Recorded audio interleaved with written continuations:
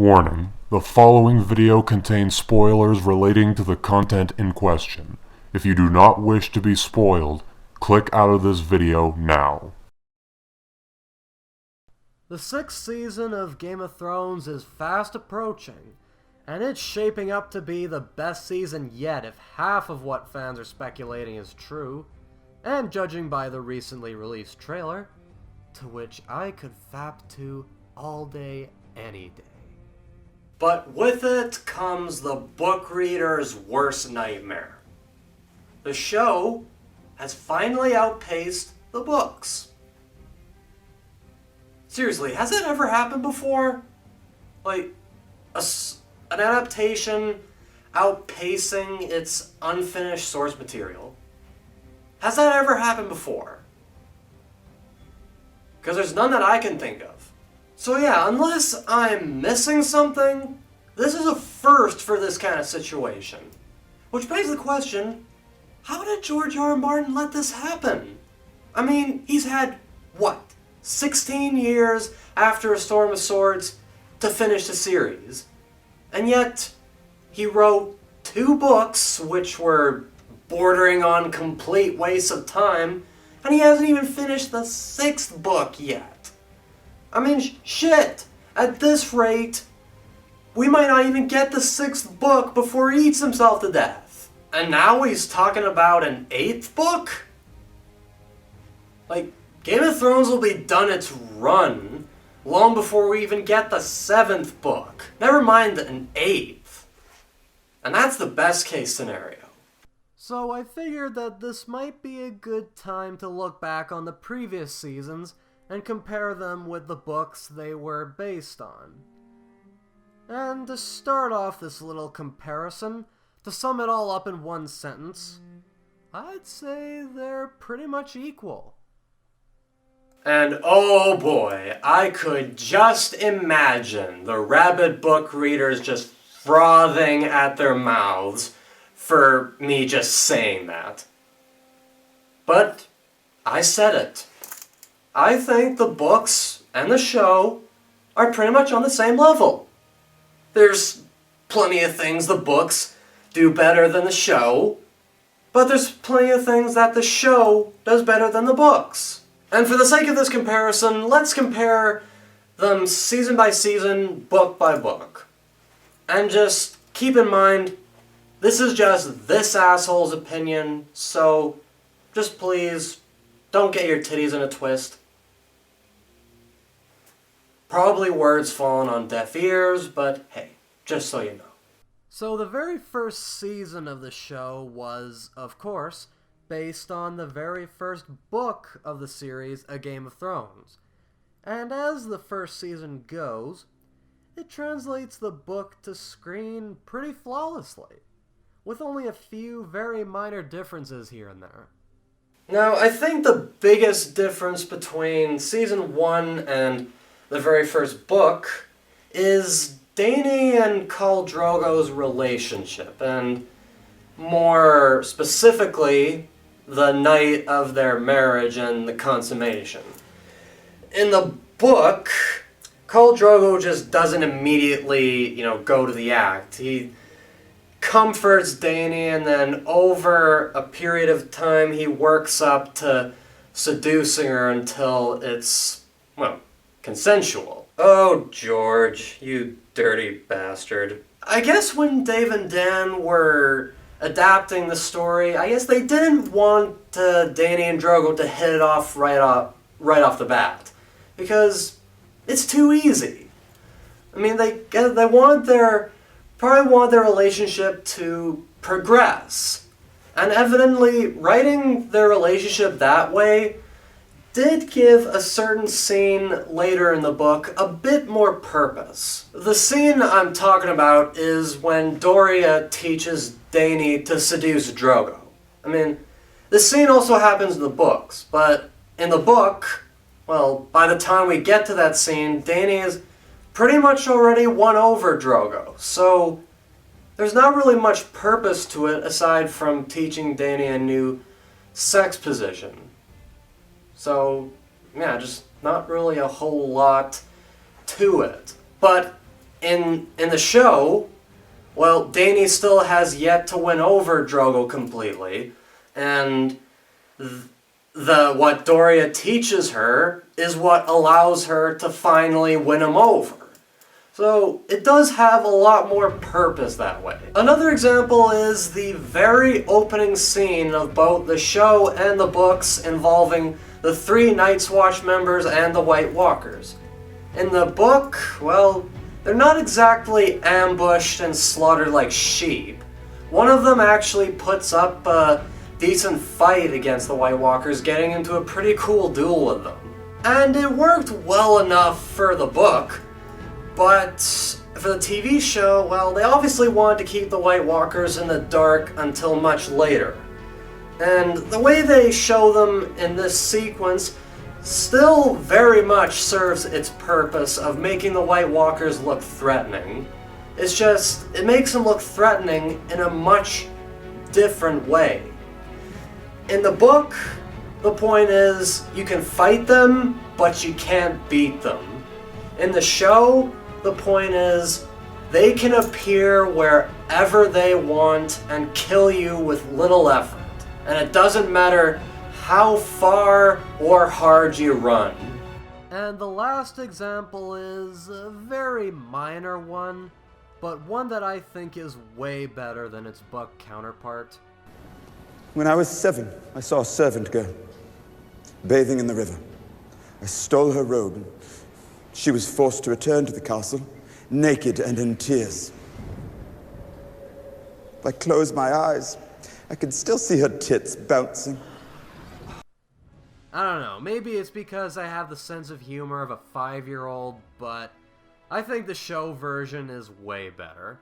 Seasons 2 to 4, which are based on A Clash of Kings and A Storm of Swords, are where the deviations start to get a lot more numerous. I mean, they still adapt them pretty much flawlessly still, but yeah, the deviations start to get a lot more numerous. And the changes range from, sucks that they excluded that, like Littlefinger's only cat line or the Hill Tribes from A Clash of Kings, to, they're different, but they're both great in their own separate ways, like Jon and Ygritte in the show and Jon and Qhorin Halfhand in the book, to an actual improvement over the books. I'll give you the 4 best examples I can think of. First of all, what they did with Theon. In the books, in The Clash of Kings, Theon was a Greyjoy to the core.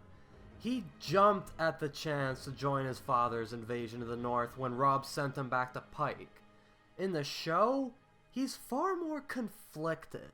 When he goes to Pike, he's genuinely trying to get his father to join Robb, but when Balon refuses, Theon has a very difficult choice to make, and when he makes it, it makes such a great visual here, and even when he's in Winterfell, he's still very conflicted between his love for the Starks and his Ironborn identity, making him a lot more three-dimensional. And not to mention, Alfie Allen just knocks it out of the park. And I know a lot of book readers hate the change from Jane Westerling to Talisa, but if you ask me, I think Talisa is a much, far more interesting character than Jane. And they develop her well enough that you can understand why Robb falls for her, especially as his entire world is crumbling around him. So in essence, that's pretty much how it happened in the books anyway. And not to mention, it made the Red Wedding even more heart-wrenching when a pregnant Talisa gets stabbed in the belly. Oh, and they even named the baby Eddard right before it happened. Yeah, as if the Red Wedding needed to be even more terrible. And I don't know about any of you, but I definitely prefer the Brienne-Hound fight in episode 10 of season 4 to the Hound, well, just collapsing and dying. But by far the best change and the biggest improvement in seasons 2 to 4 is Tywin and Arya at Harrenhal. In Clash of Kings, it's Roose Bolton Arya serves as a cupbearer. And maybe I just have to read the book again, but I don't remember them having any substantial, interesting conversation. Roose just kinda orders her around. Here, Tywin has long discussions with Arya about history and legacy and, shit like that. And Tywin seems to genuinely enjoy them, and even Arya lets her guard down during them. What makes it such an improvement is it explores a side of Tywin we never see in the books. It takes this character and develops him further than George did. Not to mention the irony of Tywin enjoying the company of Arya, who's his enemy's sister. He shows a fondness for Arya that we see him only show for one of his children, which is Jaime. And man, Maisie Williams, a child actress just beginning her career, manages to hold her own against a veteran actor like Charles Dance. Such perfect ideal casting that made me wish this was how it happened in the book. And then we get to Season 5, which is based on A Feast for Crows and A Dance with Dragons. And this is the season that really starts to deviate from the books, to the point where they're pretty much the same story in essence only. And God, I am just eagerly anticipating the comments I'm gonna get just for saying this. But Season 5 is a major improvement over the books. Now, I like those books. Do not get me wrong, but let's face it, they're overly convoluted, bloated messes. George R. R. Martin should have used these books to get closer to his conclusion, but instead, he just shoves more and more shit into the story to make it bigger and more complicated than it ever needed to be. And he just drags and drags and drags storylines like Tyrion trying to get to Meereen, Stannis' march against the Boltons, or Daenerys' rule of Meereen, which fans have called the Meereenese Knot. Oh, and let's not forget those stellar Brienne chapters, where she wanders aimlessly around the Riverlands looking for Sansa when she's in the Vale. Dave and Dan did the smart thing by condensing the plot lines of newly introduced characters in Feast and Dance with characters we already know and give a fuck about, like Sansa and Jorah, and by trimming the fat off some storylines so that they can reach their point faster. I mean, why do we need to spend 2 seasons with Tyrion trying to get to Dany? Just get them together. Why do we need to spend 2 seasons with Stannis marching on the Boltons? Just get them to duke it out with a clear victor.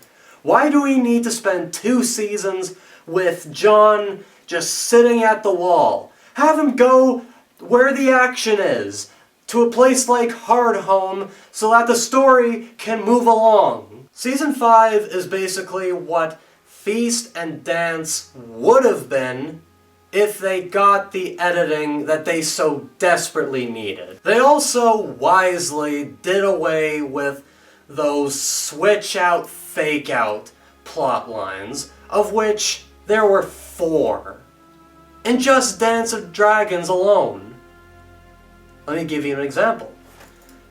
Jane Poole, who is Sansa Stark's friend in the books, is married to Ramsay Snow instead of Sansa. And they just pass Jane Poole off as Arya to be married off to Ramsay, to be then rescued by Theon as part of his redemption arc. But do you know what I was thinking when I was reading that storyline? Theon rescuing a fake Stark to redeem himself? What could possibly make this storyline have more weight? Make it more, meaningful? Yeah, that's a real mystery there. Oh, yeah. If he was actually saving a real Stark. I mean, it was Robb and the Starks that Theon betrayed. And having him save Robb's sister instead of some imposter gives far more weight to his redemption than saving said imposter. And a lot of people have been saying that Theon's storyline was stolen by Sansa and that he just became a secondary character in his own storyline. Well, here's the problem with that.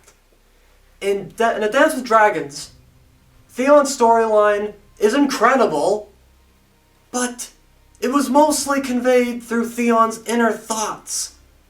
And I don't know if you realize this, but TV is a visual medium. So you can't exactly portray that on TV. You have to portray it visually. And placing it with Sansa does that perfectly. You see, the moment she comes in, Theon's guilt just... Well, you get what I mean. I mean, you could just see the guilt on Theon's face for betraying Sansa's family, and now he's face to face with Sansa again after everything he's done.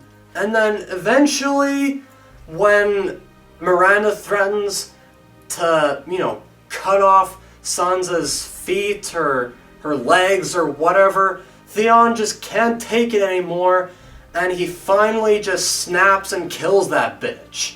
And once again, the weight of his redemption is far greater when it's an actual Stark he is saving. And as for Sansa, apparently a lot of people have been complaining that it rolls back her character development from season 4 and that just reduces her to a helpless victim again, like, nah, man, fucking put it down, you fucking Winterfell with Winter is fucking rolling back all her character development from season 4, that Dark Sun and shit, now that's all gone, she's gonna fucking help the victim again like she was with Joffrey 2.0, King Lanny 2.0, yeah, man, it's fucking ruining everything, man.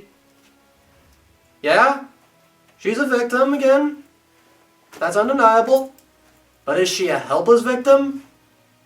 No, she's not.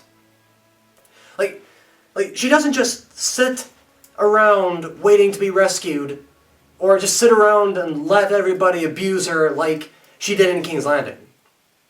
Like, she takes an active role in trying to get out of Winterfell and escape. Like, she seeks aid from the only ally she thinks she has. She even, unlocks her room and escapes in order to light the candle to get help. And lest we forget, she's in the perfect position to rally the North around her if she can escape, which she does and which she actively tried to do. And by the way, this storyline is a fuck of a lot better than her doing absolutely nothing in the Vale like in A Feast for Crows. And I really don't get what a lot of these book readers are talking about when they say Season 5 doesn't make sense or has a bunch of plot holes. These supposed plot holes, quote unquote, are only plot holes if you consider the show's direction not lining up with the books to be a plot hole in of itself. So, with seasons 1 to 4, I could say that they're both pretty much equal, on the same level. There are things that the show improves on, and there are just some things that the books can do far better than the show ever could. But with season 5, with the exception of the Dorne plotline, I can say, in my humble opinion, is a vast improvement over the books it's based on. At least Tyrion met Daenerys, which took him 1,000 pages in A Dance with Dragons and never even got face to face with her. At least we got Hardhome, which showed the White Walkers at their full power and the true extent of the threat they pose, which the books have yet to do. At least we got a resolution to the Stannis Bolton plotline, which, even though it wasn't the one we wanted, at least we got a resolution for it. All this, George never gave us in 16 years and 2,000 pages of novel. But don't get me wrong, I still like A Feast for Crows and A Dance with Dragons. Hell, the Northern storyline in Dance is probably my favorite in the entire series. But I also realize they're bloated, overly convoluted messes and would have made terrible TV. And it's thanks to these wastes of time that the show is now surpassing the books. But hey, I still anxiously await Season 6, and I'll definitely buy the next books when they come out. If they come out. One way or another, we'll get a conclusion to this story. And I personally do not give a flying fuck whether it's the books that get there first or the show, or whether it gets there at all. And at this point, it is going to be the show that gets there first. And it might be the only medium that'll get there at all.